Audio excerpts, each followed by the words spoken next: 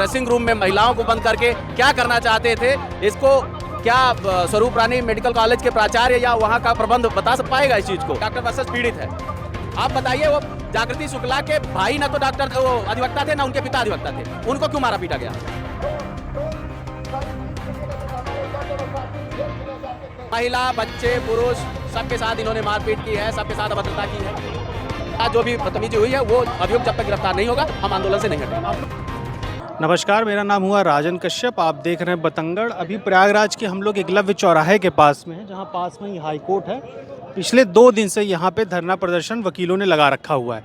आइए पूरा मामला समझते हैं कि उनकी क्या मांग है और क्या पूरा प्रकरण है। आइए पहले समझते हैं। क्या नाम हुआ भैया? भैया मैं advocate Shivam Shukla, Allahabad high court. काहे धरना प्रदर्शन दिए हैं? धरना प्रदर्शन इसलिए है कि अभी कल सुबह हमारे अधिवक्ता साथी महिलाएं थी, यहाँ टूर्नामेंट होने वाला है हाई कोर्ट का, तो उन लोग खेलते वक्त चोट लग गई, तो उन लोग गई मेडिकल में इलाज कराने के दौरान SRN हॉस्पिटल। SRN, हाँ मेडिकल SRN हॉस्पिटल, वहाँ इलाज के दौरान शायद कंपाउंडर वहाँ देखा जाता, तो उन लोगों ने कहा कि ऐसा है, डॉक्टर साहब को बोलिए, डॉक्टर साहब आके इलाज करें देखें। तो डॉक्टर साहब सो रहे थे, उनकी नींद डिस्टर्ब हो गई, तो वही बोला गया कि बात क्या है, काहे नहीं आ रहे हैं। मतलब ये एकदम सुबह सुबह की घटना है? सुबह की, हाँ भोर की घटना, 6-7 बहुत ज़्यादा हो रहा है, 8 बजे का टाइम अभी कंफर्म नहीं है, उसी टाइम घटना है। तो डॉक्टर साहब उसी में नाराज़ हो गए। उसी में जब नाराज़ हुए तो पुरुष जो डॉक्टर थे वो महिला अधिवक्ताओं के साथ बदतमीजी शुरू, हाथापाई, मारपीट, नफ्स कटना। और अभी तो इतनी बुरी स्थिति है, एक हमारी अधिवक्ता साथी जागृति शुक्ला, उनको यहाँ से रेफ़र कर दिया गया है PGI के लिए। अभी उनकी कंडीशन ये नहीं है कि उन लोग सेफली रहेंगी, बचेंगी या कुछ नहीं। और जब तक हम लोग को न्याय नहीं मिल रहा है, इंसाफ नहीं मिल रहा, ऐसे ही लगातार धरना प्रदर्शन प्रोटेस्ट चलेगा। अभी छोटे में है, कल को और भी बड़ा। आप लोग की मांग क्या है इस चीज़ को लेकर? FIR होनी थी, FIR हो गई, हाँ। अब क्या? हमारी मांग ये है कि चौकी इंचार्ज निलंबित हो और जितने डॉक्टर ने बदसलूकी की है, जो डॉक्टर वीडियो में है, उनको चिन्हित करके उनको जेल भेजा जाए और उनका लाइसेंस आइए, एक महिला वकील है, इनसे बातचीत करते हैं। आप क्या कहना चाहेंगे मामले पे? मैं ये कहना चाहती हूँ कि जागृति शुक्ला के साथ गलत हुआ, उसके साथ ही पल्लवी श्रीवास्तव के साथ भी बहुत गलत हुआ। हाँ, हम लोग आज 2 दिन से यहाँ पे डटे हुए हैं, लेकिन उसके बावजूद कोई बहुत अच्छी कार्रवाई नहीं हुई है। तो उसमें जागृति को अच्छा ट्रीटमेंट मिले और जो भी दोषी हैं उनके खिलाफ कार्रवाई हो। तो उन FIR तो हो गई है, तो अब क्या? FIR हुई है, लेकिन उसमें किसी के नामजद नहीं हुई है, अज्ञात में हुई है। तो जब तक नामजद नहीं होती, जैसे एक मोहसिन डॉक्टर हैं, उनको लेकर के बोला जा रहा है कि इन्होंने ही मारा है, पहली शुरुआत इन्होंने ही की है, तो उनके खिलाफ कार्रवाई होनी चाहिए। CCTV फुटेज भी आई है जहाँ पे वकीलों के द्वारा भी मारपीट की गई थी। हाँ, वकीलों के द्वारा पहले नहीं किया गया, पहले उन्होंने ही हाथ उठाया है।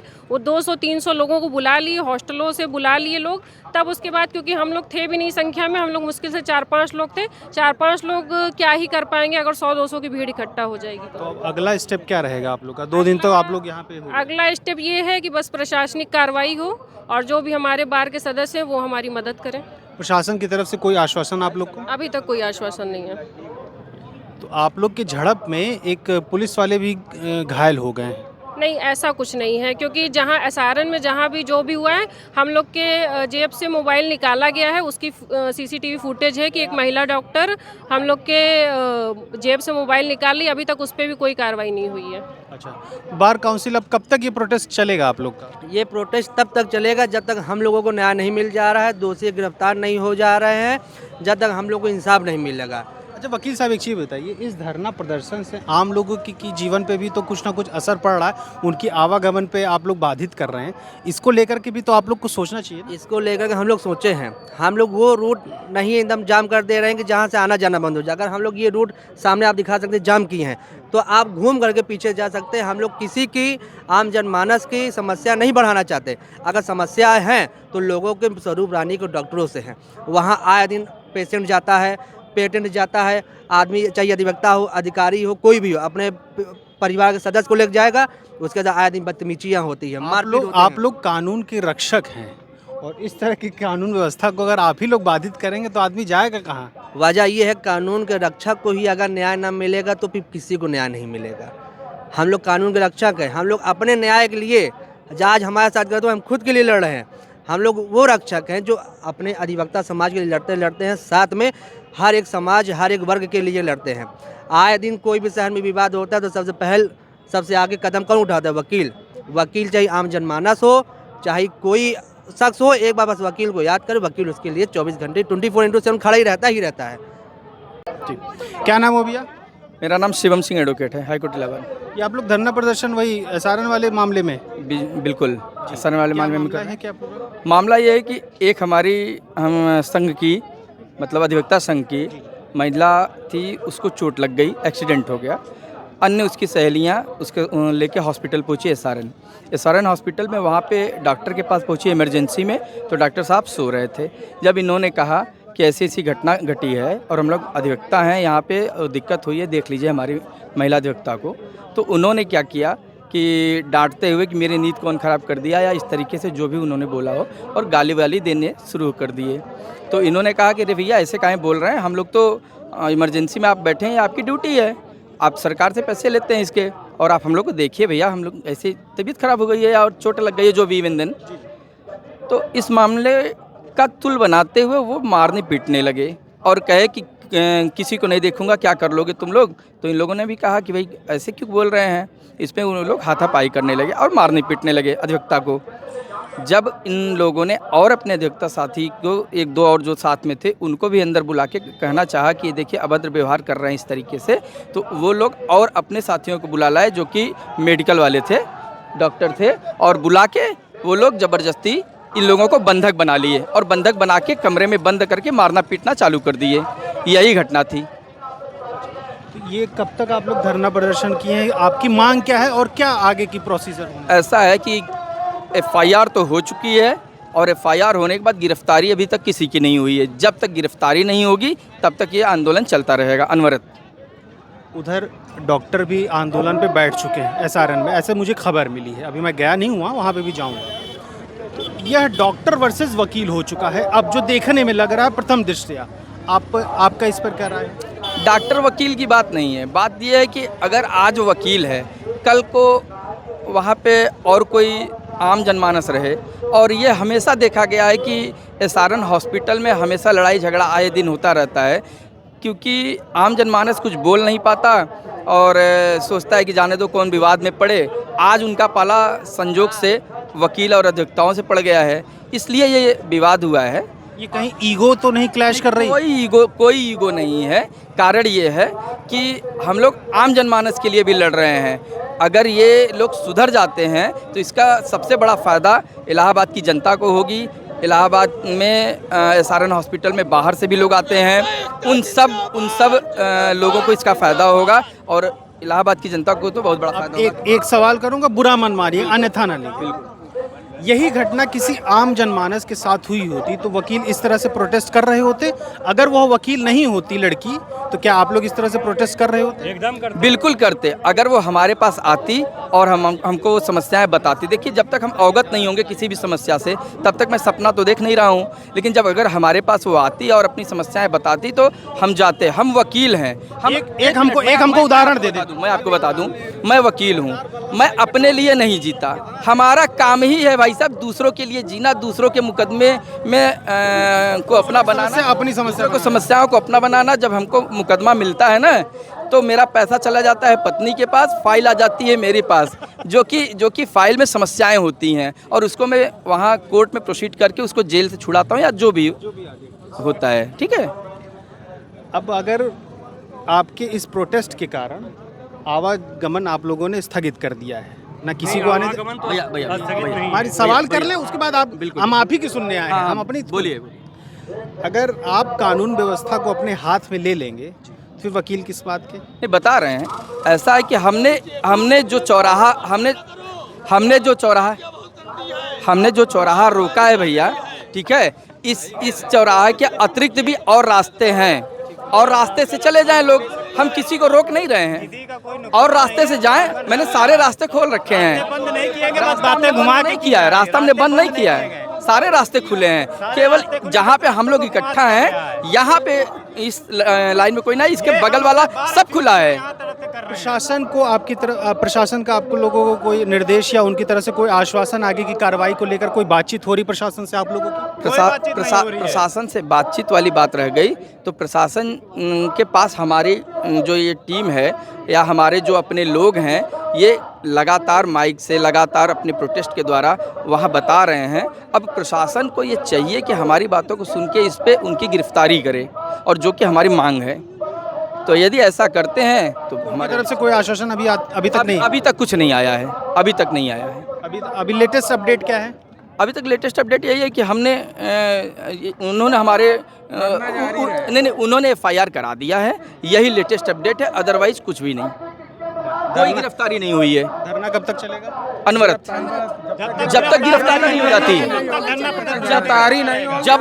जब तक गिरफ्तार नहीं हो जाते हैं तब तक चलता रहेगा, अनवरत चलता रहेगा, ये जान लीजिए। इधर आप लोग गिरफ्तार नहीं हो रहा है उसके लिए और उधर डॉक्टर साहब लोग गलतियां किसकी हैं?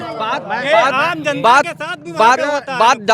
डॉक्टर वकील की नहीं है। बात यहाँ ये है कि आम आदमी हम पहले हैं, अधिवक्ता बाद में। पैदा हुए तो अधिवक्ता नहीं बन के पैदा हुए थे, पैदा हुए तो आम जनमानस बन के पैदा हुए थे। और आम जनमानस के साथ अगर इस तरीके से होगा, चाहे वो अधिवक्ता हो, चाहे वो डॉक्टर हो, चाहे वो इंजीनियर हो, चाहे वो कुछ भी हो, तो ये गलत है। बहुत बहुत धन्यवाद। आप क्या कहना चाहेंगे इस मामले में?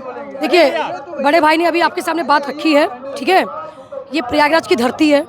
अभी आपने देखा कि पीलीभीत, कानपुर में भी चैम्बर तोड़े गए, पीलीभीत में भी इसी तरह हॉस्पिटल में हरकत हुई है। आज प्रयागराज में हमारी महिला अधिवक्ता के साथ हुई कल, और दर्दनाक हुई, ठीक है। मतलब उसको जान से मारने की पूरी कोशिश हुई है, मृत्यु से लड़ रही है वो, ठीक है। और इसके पूरी दोषी SRN हॉस्पिटल के डॉक्टर है। और मैं बताना चाहती हूँ कि अगर कुछ भी हुआ तो पूरे उत्तर प्रदेश में आग लगेगी, कोई भी प्राइवेट डॉक्टर बैठ नहीं पाएगा, ठीक है, क्योंकि चोट यहाँ पे किया गया है। महिला अधिवक्ता दिन भर हम लोग कैसे रगड़ के कमाते हैं, लोगों को न्याय दिलाते हैं, और आके हमारी बहन का हाथ काट दिया जाता है, उसको जहरीली दवाई दे दी गई है। उसकी हालत कल रात से कैसे खराब हो गई है? कल रात से अचानक उसकी तबीयत कैसे खराब हो जाती है, आप ये बताइए।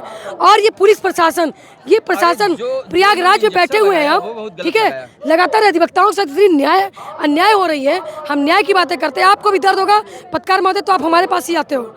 हम लोग क्या करते हैं, लोगों की न्याय की लड़ाई लड़ते हैं।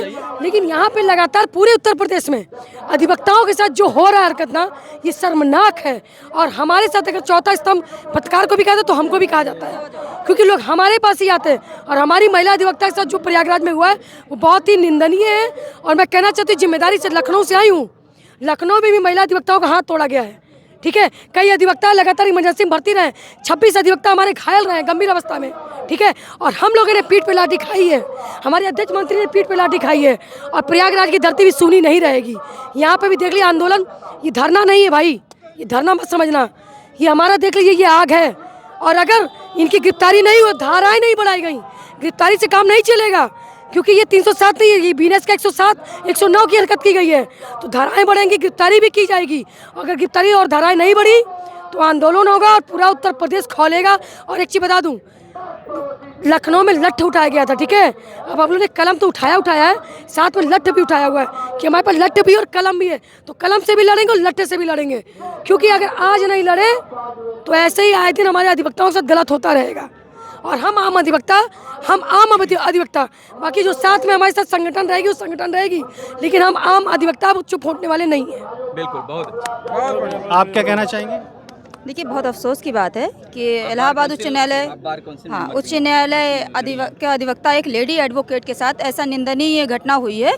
और सरकार कान में तेल डालकर ऐसा बैठी है कि जैसे कुछ सुनाई नहीं दे रहा है, दिखाई नहीं पड़ रहा है, क्या गूंगी बोरी हो गई है। अब मुझे ये चाहिए कि मेरी लेडी एडवोकेट इतनी सारी खड़ी हैं, न्याय मांग रही हैं, आपको न्याय के लिए क्या महिलाओं को भटकना पड़ेगा, दर दर भीख मांगनी पड़ेगी? बेटी बचाओ बेटी पढ़ाओ, ये ख्याल जुमलेबाजी है, या फिर ज़मीनी हकीकत भी कुछ होकर दिखाई देनी पड़ेगी? और यहाँ पर इतने सारे एडवोकेट पढ़े लिखे लोग हैं, कोई गुंडे नहीं है, माफिया नहीं है, हम न्याय का प्रतीक हैं। ये काला कोट आप देख रहे हैं, ये बैंड देख रहे हैं, ये न्याय का प्रतीक है। हम कोई क्रिमिनल नहीं है, हमारे साथ क्रिमिनल जैसा सुलूक हुआ है। हम गए, एक लेडी इंजर्ड थी, उसको मेडिकल ट्रीटमेंट के लिए, वहाँ पर डॉक्टर्स ने ऐसा व्यवहार किया है जैसे कोई गुंडा भी किसी के साथ नहीं करता होगा। गुंडा भी एक बार तरस खा जाएगा, लेकिन इन लोगों ने किसी भी लेडी एडवोकेट के ऊपर तरस नहीं खाया। बंद करके, कमरे में बंद करके अभद्रता की, हाथ खींचे, हाथ पैर से टच किया सारी महिलाओं को, काट दिया नस, और नस काट दी, इंजर्ड है, जब से घटना बहुत हुई चोट है, आई हुई है। जब से घटना हुई उत्तर प्रदेश के मुखिया ने लगातार पिछले 1 महीने से घटनाएं अधिवक्ताओं के साथ हो रही हैं, हो तो रही बहुत पहले से ही हो रही हैं, ठीक है, लगातार हत्याएं हो रही हैं, बीच चौराहे पे मारा जा रहा है, क्या क्या नहीं हो रहा है, ठीक है, लेकिन कोर्ट के अंदर भी अधिवक्ताओं की हत्या हो रही है, लेकिन जिम्मेदार मुखिया का एक भी शब्द हम अधिवक्ताओं के लिए नहीं आया कि हम अधिवक्ता किसके संरक्षण में जिए, किसके संरक्षण में रहे। तो मैं निवेदन करना चाहूँगी अपनी मुखिया से भी कि आँख खोल लीजिए, ठीक है, 27 का चुनाव नज़दीक में, अगर हम अधिवक्ताओं का दर्द आप नहीं समझे तो पलट के फेंक देंगे, समझ में नहीं आएगा, क्योंकि क्योंकि यहाँ पे अधिवक्ताओं की संख्या कम नहीं है। हम लोग यहाँ पे रोज़ हम लोग से 100-50 लोग मिलने आते हैं, हम लोग से पैरवी कराने आते हैं, ठीक है, तो सत्ता परिवर्तन में देर नहीं लगेगा, आँख खोलिए और अधिवक्ताओं के लिए जगिए, क्योंकि हमारे यहाँ कोई MLC नहीं है, अरे कोई भैया कुछ नहीं है। 70 साल को मैंने फेंक दिया, तो 15 साल क्या है हमारे आगे? 11 साल, 12 साल, 15 साल, जो भी भाजपा का कार्यकाल है हमारे आगे क्या यूपी का है? 9 साल होगा अभी। 9 साल, 11 साल। जो भी इवेंट कुछ भी हो, 70 साल को मैंने फेंका है हम अधिवक्ता, तो इनकी क्या औकात है? ब्रिटिश गवर्नमेंट को हमने फेंक दिया। हाँ, आप भैया ये समझ ले, जब अधिवक्ताओं के साथ ये हो रहा है तो आम जनता के साथ क्या होता है? आए दिन वीडियो आते हैं। अभी कुछ दिन पहले यूनिवर्सिटी के स्टूडेंट को मारा गया था, तब पूरे यूनिवर्सिटी के स्टूडेंट ने प्रोटेस्ट किया था कि नहीं, क्या वो झूठ बोल रहे हैं, क्या आज हम झूठ बोल रहे हैं? लेकिन ये सब मनबड़ हो गए हैं। पूरे सारण में सिर्फ दलाली चलती है, ये सिर्फ दलाली के चक्कर में पैसा खाते हैं, दलाली नहीं मिलती तो पेशेंटों का इलाज नहीं करते। यही इलाज के लिए अगर आप इम्पोर्टेंट बात भैया, आप जिस भी चैनल से एक निवेदन करूंगी, सच्चाई दिखाइएगा और सच्चाई बोलिएगा। और एक चीज प्रिंट मीडिया वालों से भी कह दूं मैं, पत्रकार महोदय बहुत जिम्मेदार होते हैं, सच्चाई से बात रखने की औदा रखें। एक NBT चैनल है, लखनऊ में मारा हमको गया, चोट हमें लगी, चैम्बर हमारे तोड़े गए, दिखाया उनको गया कि पत्थर हमने मारे, लाठी हमने मारी। लाठी तो हम लोग के बाद में उल्टा ना हो भैया। मैं निवेदन करूंगी आपके माध्यम से, मैं सुनिए, नहीं भैया निवेदन क्यों मैंने आपसे निवेदन किया है कि सच्चाई दिखाइए, क्योंकि मैं आपसे सबसे पहले आपके सामने हाथ जोड़ा गया। एक सवाल, जैसे आपने मुखिया को कहा कि मुखिया ने अभी पिछले 2-4-5 दिनों में जो भी वकीलों के साथ दुर्घटना, नहीं महीनों से चल रहा है, जो भी चीजें हुई, मुखिया का स्टेटमेंट था कि अगर किसी बच्ची को या किसी महिला को एक चौराहे पे कोई लफंगा छेड़ता है तो अगले चौराहे पे पुलिस उसकी अपने हिसाब से व्यवस्था कर देती है। तो आज तो नहीं हो रहा, आज का और कभी नहीं हो रहा है भैया। कागज पे बोलना और हकीकत में होने में बहुत बड़ा अंतर होता है। भैया ये सब चुनावी जुमला था, केवल चुनावी जुमला। चुनाव बीत गया, समय खत्म हो गया, सारी बातें खत्म हो गई। आज यहाँ दर्द से रो रहे हैं हम लोग। इतनी बात कहनी है कि ये मेडिकल के स्टूडेंट थे, कल को ये डॉक्टर जब प्रोफेशनल बन जाएंगे, पेशे में आएंगे, तो क्या ये किडनी गुर्दे सरेआम निकाल लेंगे लोगों के, और निकालने के बाद कह देंगे कोई इंसाफ, कोई न्याय नहीं होगा? क्या ये ऐसे बिजनेस करने लगेंगे और कोई जाएगा तो उसके साथ मारपीट करेंगे? कुछ समझ में नहीं आ रहा है कि क्या हो रहा है। मेरा भी परिवार डॉक्टर है KGMC मेडिकल कॉलेज में, ठीक है, हम लोग अधिवक्ताओं को मदद करते हैं, लेकिन यहाँ के जो डॉक्टर गुंडागर्दी की ना, शर्मनाक है मेरे भाई। ऐसे डॉक्टर भगवान होते हैं, लेकिन कहीं के दुर्दांत होते हैं, कहीं के भगवान होते हैं, ये भी याद रखिए। ऐसे अपराधियों की डिग्री ही छीन लेनी चाहिए, सच कहिए तो। ये अगर इन फ्यूचर अगर ये डॉक्टर बने और डॉक्टर बनेंगे तो ये जाहिर सी बात है कि लड़ाई झगड़े करेंगे ही, उसी पे उतारू हो जाएंगे। और डॉक्टर और मास्टर ये दो ऐसा पेशा होता है जो कि बहुत शालीनता का पेशा होता है। अगर कोई उग्र भी होता है तो बहुत प्रेम से अपनी बातें समझाते हैं और उसे बताते हैं, जो कंसल्टेंट करते हैं, ठीक है। और सुनिए, ये मैं दिखाता हूँ, और सुनिए, इनके पास सारी वीडियोज़ हैं और इस तरीके का कृत्य, तो इस कृत्य की मैं घोर निंदा करता हूँ भाई साहब। गन के साथ डीपी लगाए हुए, इतनी इनकी मन बढ़ गई है। सोचिए, जो आदमी गन के साथ डीपी लगा सकता है, क्या वो मार नहीं सकता है? आप सोचिए, इनकी डिग्री खत्म कर दीजिए भाई साहब। वीडियो तक ये नहीं बनाने देते हैं कि ये क्या गलत काम कर रहे हैं। आप ये सोचिए, गार्ड्स वहाँ खड़े थे, लगभग 20 गार्ड्स खड़े थे, फिर भी अंदर जाके बंद कमरे में मार रहे थे। सोचिए, ये इनकी मनबड़ हो गई है।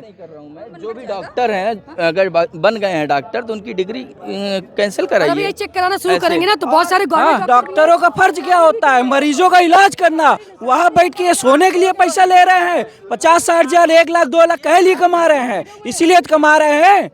हम अधिवक्ता हैं भाई साहब, अगर हम इनकी डिग्री का उजागर करने लगें तो इनमें से बहुत कम ऐसे हैं कि जो कि वेल एजुकेटेड डॉक्टर होंगे। बाकी तो बस आ गए, रूस की डिग्री ले ली। चाइना की डिग्री कहाँ से होता है? रूस की डिग्री आती है, रूस की आती है, मैं बता रहा हूँ। रूसी डॉक्टर होते हैं, रूस से पढ़ के आते हैं। और मैं बताऊँ सुनिए, पढ़ने वहाँ जाते हैं, बहुत कम पैसे में वहाँ से पढ़ के आते हैं और यहाँ पे बहुत बड़ा बोर्ड लगाते हैं, मैं फला डॉक्टर हूँ, ठीक है। तो इस तरीके का कृत्य अगर ये कर रहे हैं तो उसकी मैं घोर निंदा करता हूँ।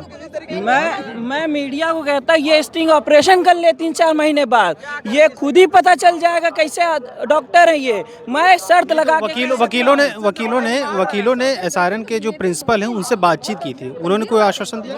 ऐसा है, वकीलों ने उनसे बातचीत की थी, लेकिन उन्होंने कोई स्पष्ट उन्होंने वाकई कुछ कहा नहीं, बस हाँ करते रहे। ये तो आईसीयू में पड़े पेशेंट को अभी भी इलाज करने के लिए रेडी नहीं है। ये चाह रहे हैं कि ये बढ़िया मजा काटे, अधिवक्ता परेशान हो, इनको ऊपरी पैसा चाहिए, वो नहीं मिल रहा इसलिए नहीं कर रहे हैं। इन सब मामलों में वकील साहब पिसेगी तो जनता ही, जो वहाँ है वो भी और जो इस रोड के हम खुद जनता, मैं बताता हूँ, जनता नहीं पिसेगी। कारण उसका है, इस दुनिया में या इस इलाहाबाद में, प्रयागराज में केवल एक एसआरएन ही हॉस्पिटल नहीं है भाई साहब। जनता अन्य हॉस्पिटलों में भी जा सकती है, यहाँ सरकारी हॉस्पिटल बेली हॉस्पिटल भी है, ठीक है। एक छोटा सा प्रैक्टिकल बात करिए। जरूर मानूंगा कि एसआरएन हॉस्पिटल में नहीं जा पाएगा, और पहले भी जाता था तो केवल डांट मार खाता था वो बेचारा हॉस्पिटल में, जो आम मरीज जाता था। जरूरी नहीं है कि वहाँ से ट्रीटमेंट सही होके ही वो निकले। कुछ दिन पहले ही हमारे चैनल ने एक दूसरे पत्रकार ने एसआरएन हॉस्पिटल की जो व्यवस्था थी उसको लेकर के भी वहाँ पे गए थे। काफ़ी जर्जर व्यवस्था है। मुख्यमंत्री योगी आदित्यनाथ को इस चीज़ के बारे में सोचना चाहिए, विचार करना चाहिए। नहीं हो तो अपना कोई प्रतिनिधित्व भेजें, दोनों तरफ अपनी बातचीत रखें और इस बीच किसी न किसी बीच रास्ते को निकाल रखें। इस बात को मैं बताता हूँ, माननीय मुख्यमंत्री जी से विनम्र निवेदन है कि ऐसे मामले में संज्ञान लें और संज्ञान लेने के बाद वकीलों के लिए एडवोकेट प्रोटेक्शन एक्ट लागू करें, क्योंकि ये घटना आए दिन हो रही है। आज इस एक्ट को थोड़ा विस्तार से बताइए क्या है। एडवोकेट प्रोटेक्शन एक्ट है, जिसमें एडवोकेट को मारा पीटा जाता है तो उसके लिए क्या कानून है, क्या नहीं है, उसकी ड्यूटी क्या है, उसकी राइट क्या है, इन सारे बातों को इसमें बताया जाता है। उसका मिसयूज़ नहीं होगा? उसका मिसयूज़ नहीं होगा। कारण उसका इसलिए है क्योंकि उसमें दंडात्मक कार्रवाई भी है। अगर वकील जहाँ गलत होगा तो उसके लिए भी उसमें रहता है। तो सारी चीज़ें देख के बनाई जाती है, और वकील अगर वकील है तो वो कभी एडवोकेट प्रोटेक्शन एक्ट के अगेंस्ट नहीं जाएगा। आज 1961 का हम लोग एडवोकेट एक्ट पढ़ते हैं, आज हम उसके अगेंस्ट नहीं जाते हैं, तो मैं जब प्रोटेक्शन एक्ट आ जाएगा तो उसके अगेंस्ट मैं बिल्कुल भी नहीं जाऊँगा। बहुत बहुत धन्यवाद।